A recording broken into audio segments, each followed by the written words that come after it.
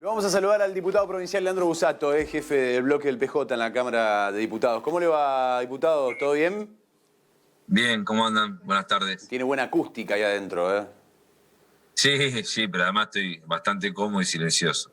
Está muy bien, está muy bien. Sí, por eso es un buen...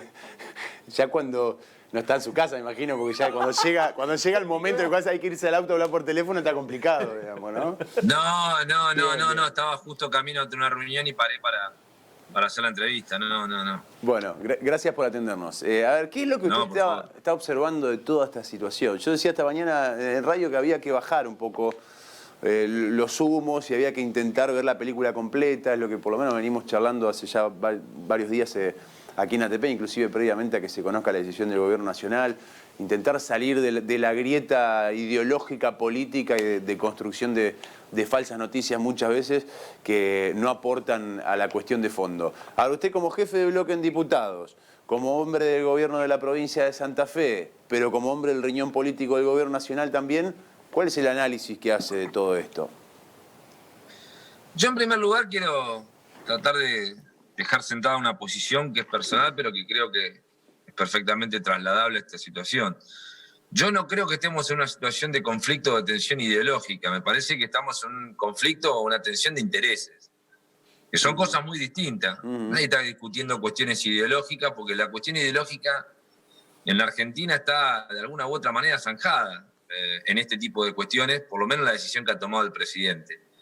Y si quieren alguna prueba, no vayan a Venezuela, vayan a Alemania, en donde el Estado alemán, que es uno de los exponentes del capitalismo mundial, acaba de comprar o acaba de adquirir el 25% de una aerolínea a cambio de un préstamo que le hizo para evitar la bancarrota. Entonces, lo primero que hay que posicionarse o escaparse de una falsa dicotomía ideológica, sino más bien anclarse en una definición de qué intereses está dispuesto a defender uno. Y acá empieza a jugar la decisión que el Gobierno Nacional ha tomado. El Gobierno Nacional ha tomado una decisión básicamente que es la de rescatar y preservar la empresa en función del resguardo de los intereses de los trabajadores, más de 7.000 fuentes de trabajo directas de la empresa, en resguardo y en función de los productores, más de 2.600 productores cooperativizados que hoy son acreedores, uno de los principales acreedores de la empresa, y en resguardo de que la empresa siga siendo parte del patrimonio de capitales nacionales, porque en definitiva también el proceso básicamente de vaciamiento de la empresa podía ser que termine siendo comprada en el concurso a un precio vil por la competencia, que en muchos casos son empresas multinacionales que no pertenecen a empresarios nacionales. Entonces yo lo que valoro del presidente en primer lugar es que haya tomado una decisión en resguardo y en rescate de la empresa. ¿Qué es lo que hizo? Bueno, básicamente un proceso legal que está ajustado constitucionalmente a lo que establece el artículo 17, con la idea de eventualmente declarar la utilidad pública y expropiar la empresa para tratar de darle una nueva forma jurídica a un gigante que tiene 19 empresas debajo, que es una de las principales agroexportadoras argentinas, que fue la 7ª empresa en volumen de facturación en el 2018 y que se encuentra de alguna u otra manera erosionada en sus cimientos, producto de una mala administración de sus directivos y en algunos casos, como se está investigando, probablemente por la connivencia en delitos o hechos delictivos con funcionarios públicos, en este caso con directores del Banco Nación. Y la forma que ha adoptado el presidente me parece que es la forma lógica, porque si vos vas a tomar una decisión de semejante envergadura para resguardar las cosas que tenés que resguardar, que son ni más ni menos que los intereses de la empresa, lo primero que tenés que hacer es ocuparla temporalmente hasta que la expropiación sea una realidad, para que vos puedas encontrarte realmente con lo que tenés en la empresa. Yo no quiero ser desconfiado, pero quiero que sepan o que me digan ustedes, si vos declarás que vas a expropiar una empresa y tardás 6-7 meses, ¿qué pasa en esos 6-7 meses en muchas empresas? Bueno, pasa que cuando llegás tenés menos de la mitad de las cosas que tenías 6-7 meses atrás. Entonces... Ahora, perdón, diputado, ¿y no fue un error no trabajarlo de manera conjunta con el gobierno de la provincia? Quizá mi información es errónea, pero es la interpretación de los hechos. No se dejó de trabajar nunca con el gobierno de la provincia de Santa Fe. Pero, perdón, el gobernador se entera prácticamente por los medios de la situación. No, pero yo no sé, no sé a quién le dijo el gobernador eso. No me dijo el gobernador lo mismo. El gobernador habló con el presidente hace unos días, manifestándole la preocupación que había al respecto. El ministro de la Producción de la provincia viene hablando con el ministro de Producción Nacional respecto a abordar la situación. Y lo que hubo es una primera definición que tiene que ver básicamente con la decisión política a cargo del sujeto que tiene la competencia para hacerlo. Digo, La nación tiene competencia para intervenir y eventualmente expropiar, y lo hizo. Una vez que tengamos esa situación consolidada con la ocupación temporal, ahora viene la parte que yo creo que hay que empezar a discutir. ¿Qué modelo de gestión queremos darle a una empresa como esta para que conserve algunas características? Primero, que sea productiva. Segundo, que sea rentable. Y tercero, que participen los actores económicos y políticos que tienen que participar. Yo creo que tenemos que ir a un modelo que estratégicamente sea redituable para todos. Entonces pensaría en una situación en la que tenga expresión el gobierno nacional, el gobierno provincial y obviamente también los productores cooperativizados o federados, que son también parte del día a día de Vicentín y que han sido uno de los principales acreedores en este sentido. Y después lo que hay, que para mí no es menor, porque si no creo que todo lo que estamos haciendo no tiene sentido, es ir a fondo con la investigación penal, porque hay una probabilidad de desfalco muy fuerte con una situación de difícil explicación hasta acá, que tiene que ver básicamente con créditos públicos o con créditos que han tomado el Banco Nación para generar un proceso de exportación y de compra de mercaderías, y al final del periodo del gobierno de Macri no se hizo una cosa ni la otra. Se tomaron los créditos, muchos de los cuales ni siquiera ya tenían aptitud crediticia para tomarse, fundamentalmente en el mes de noviembre. No se pagaron las mercaderías porque se entregó en cesación de pago el 4 de diciembre a la tarde y no se cumplió directamente con las cuestiones de la exportación, por lo cual hay una terrible sospecha cada vez más grande de que hubo directivos de la empresa, directivos del Banco Nación, generando una maniobra fraudulenta para evadir impuestos. Eso también tiene que ser aclarado. Sí, claro. Porque el origen de los males de Vicentín no es una decisión política del gobierno provincial, del gobierno nacional o de algún desmayado que se levantó temprano. Los males que aquejan a Vicentín son parte de la pésima administración que ha tenido en los últimos tiempos y fundamentalmente con respecto a las acreencias que ha generado en algunos lugares o las deudas que ha generado en algunos lugares, por ejemplo con el Banco Nación Argentina, que al 10 de diciembre del 2019 tiene una deuda ostensible de 300 millones de dólares, cuando 4 años antes la deuda era apenas de 140 millones de dólares, ¿no? Leandro, te quería hacer una pregunta / reflexión respecto a...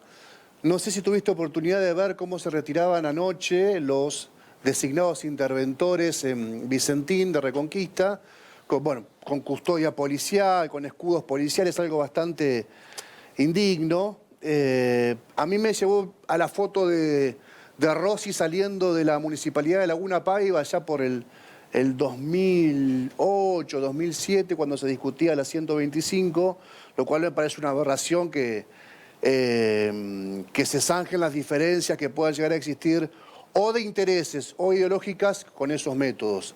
Dicho esto, también quiero pedirte esta reflexión.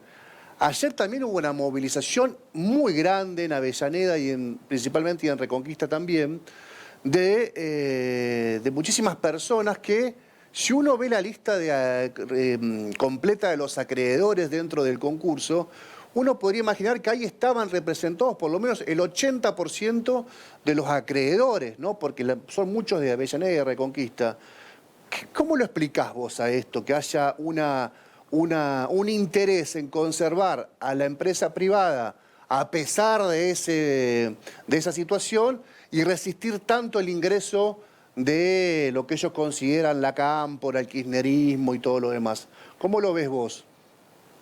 Bueno, en primer lugar, la mayor parte de los acreedores está hoy en el mundo financiero.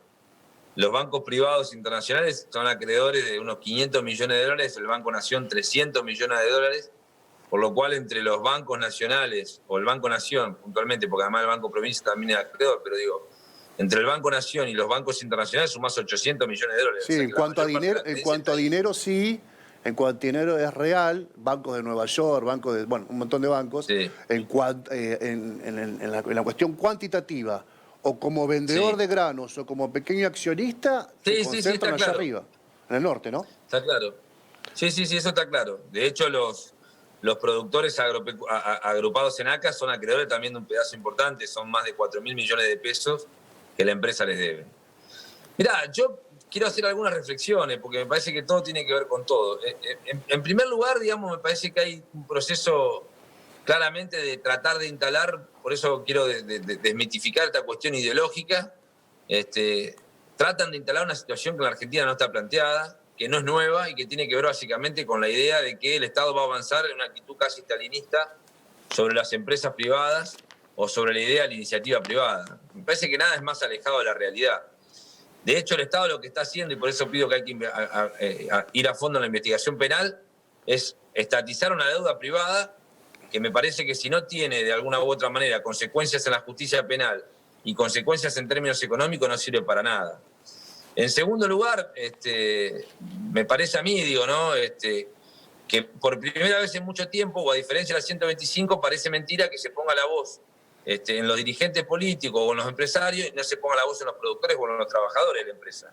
Porque digo, si uno consulta a los representantes de los trabajadores o si ha consultado con los pequeños productores, la mayoría está de acuerdo con la intervención, por lo menos temporal del Estado, para tratar de ordenar una situación que es caótica en la empresa.